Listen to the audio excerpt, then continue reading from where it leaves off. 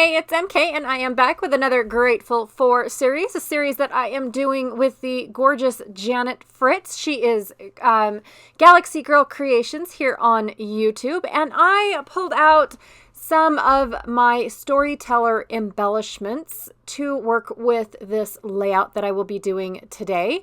So I picked out some of these die cuts as well as this sticker pack that I think they all came together. I don't remember. I don't actually have the packaging left. I just recognize that it is Storyteller because of the colors and the same icons and whatnot. I also have the thicker sheet that is for the Storyteller collection. This one is almost used up, and when I went to go see why I pulled it out, I couldn't remember. So I don't know because I already had a title picked out. I wasn't sure what I kind of forgot what my thought process was, which happens all the time. I also have the chipboard elements left over for this collection. So everything is by Vicki Boutin's Storyteller, or it is 49 and Market Take a Hike or Hike More. I can't ever remember. But I brought out this one because I'm not sure if the die cut open book is too big and I need to use the smaller version of a chipboard, which either way would work with me. And then I have these stickers here. I've only used one whole sticker. Go me. I need to use more. So it's 49 and Market Hike More collection is what it is called. So I have the wishing bubbles for that collection, as well as that fox is so cute, by the way, as well as these two papers are going to be my main papers for the pocket pages that I will be doing. Now, these are the back sides. This one is 49 and Market Hike More in the thicket. Sorry, that looked like an O. In the thicket. And then the last one is the journal cards.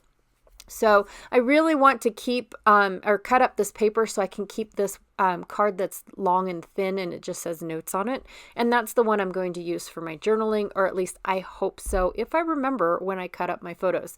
Now I'm going to be doing a 2-page spread of pocket pages this time. I've already done the back sides. That's what I'm showing you guys here. That's why the paper is kind of wonky, because I've already done both back sides of this pocket page. So now I'm just going to finish them up and call this good. Normally I do fronts and backs when it comes to pocket pages, but lately I've just been doing one side because it has nothing to do with the other side. So here is where I have to remember that I need to remember that I want to save that notes paper, and I am still trying out my brand new cutter pillar. I don't know, you guys. It's just weird. But the thing is that I needed 2 pieces of paper for this layout because of the fact that one 12 by 12 was not going to give me enough photo mats for all my photos to glue to the back sides of what is already in the pocket that is complete. So my main pieces, the pieces on the right side and the right side of the left pocket are all going to be in this brown color, which I absolutely love.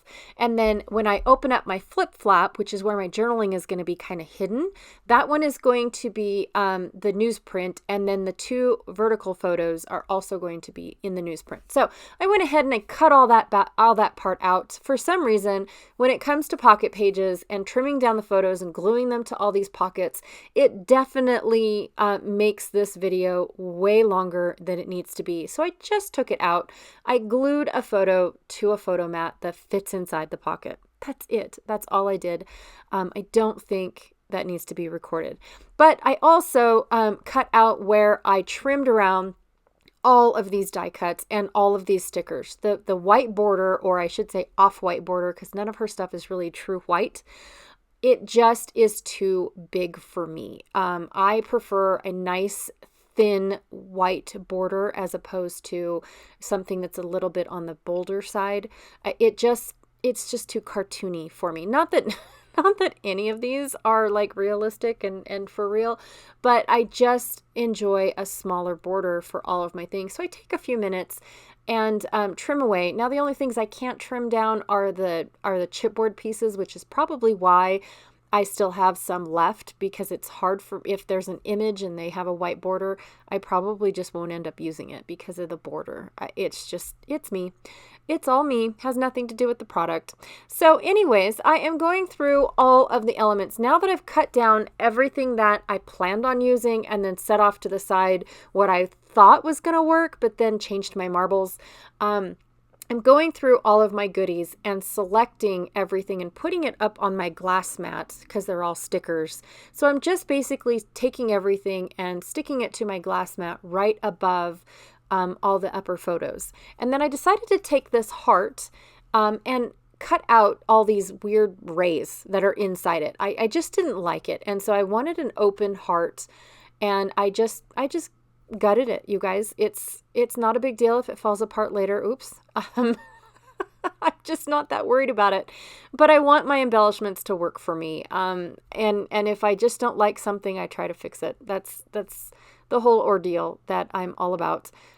Is I bought it and I want it for me. And so, yeah, I just did that. I'm still picking and choosing. I'm sticking with a specific color scheme just because of the fact that I really want, I don't want a whole lot of color on this. I don't want it to be a rainbow. Even though that open book does kind of sort of have all the colors on it. I just don't want it, I don't want to use all those colors. So I'm sticking to the fern green, the black, and the teal or aqua. I don't know what color that is, you guys. So I'm sticking with just those three colors. And then, of course, a little bit of the craft color.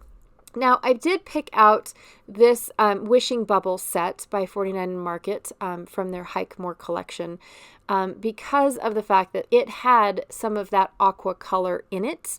But then it also had, and I go back because I remembered why now originally, because it has these cute little teeny tiny dots that look like Phillips head screws.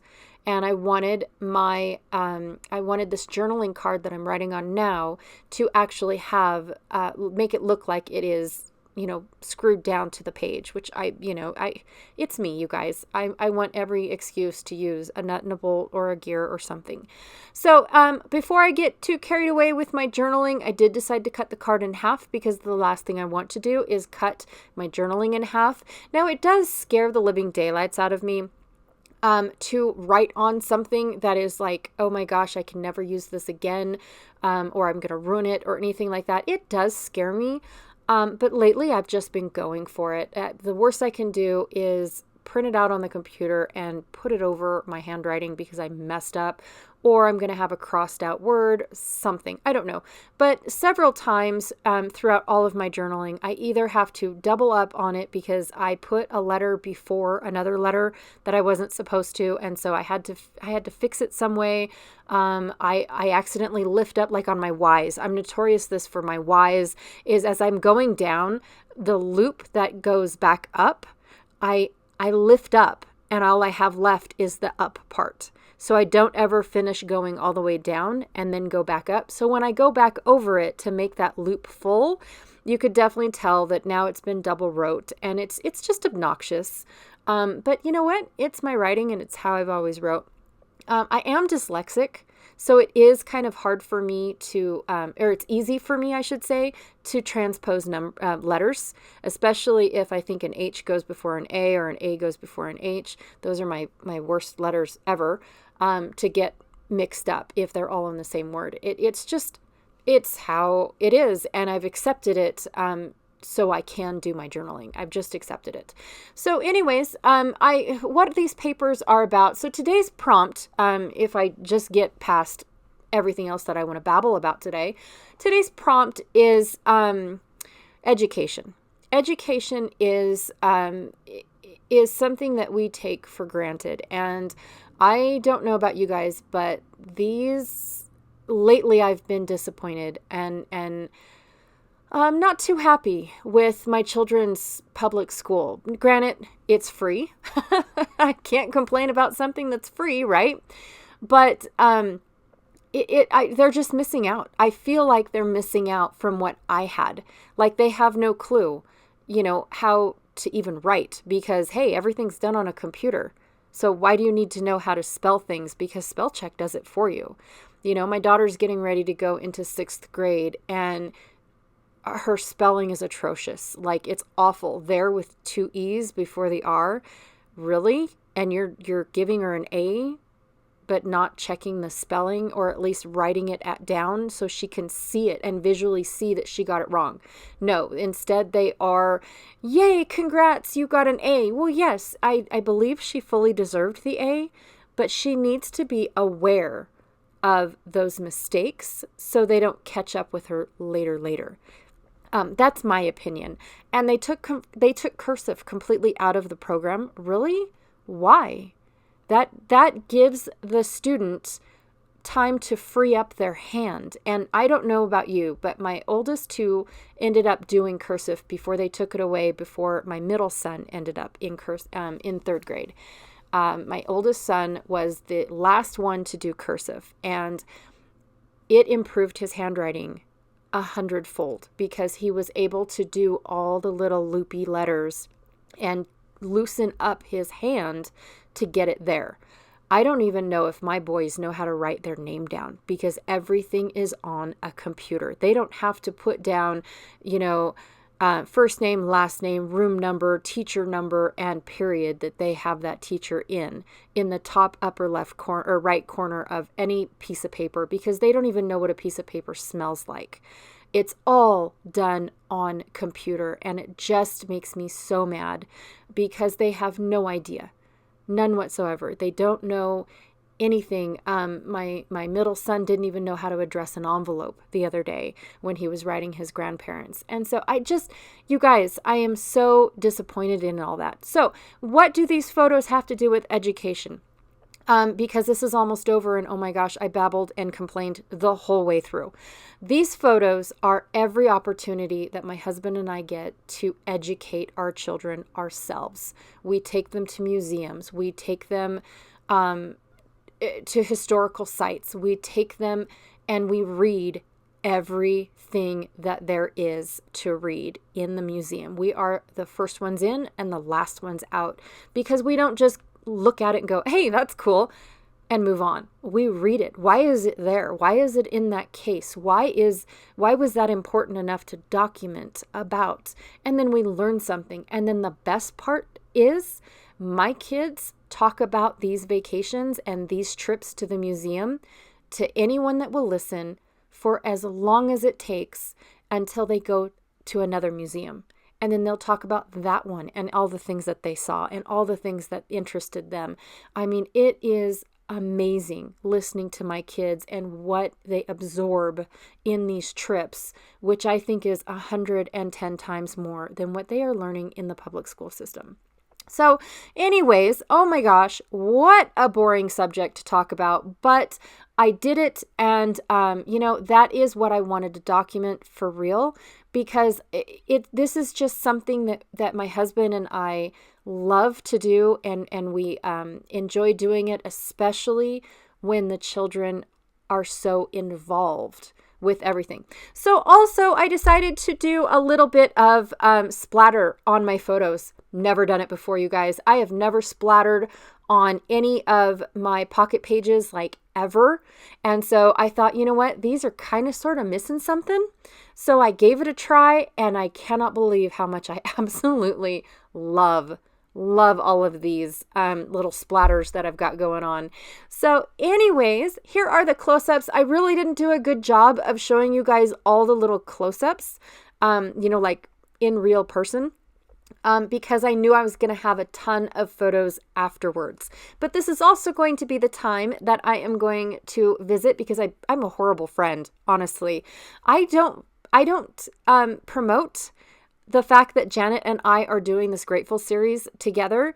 All month long, we got together and we decided what it is that we were going to do every Tuesday, Thursday, and Saturday. And as far as that goes, that is it. But I've been horrible at promoting that and explaining that to you guys, especially when I watch Janet's videos and then all of a sudden it's like, wow, I didn't say any of that, Janet. You're amazing. But I love her to death, and please be sure to check out what she has documented as far as being thankful for education. And I will talk to y'all later. Thanks.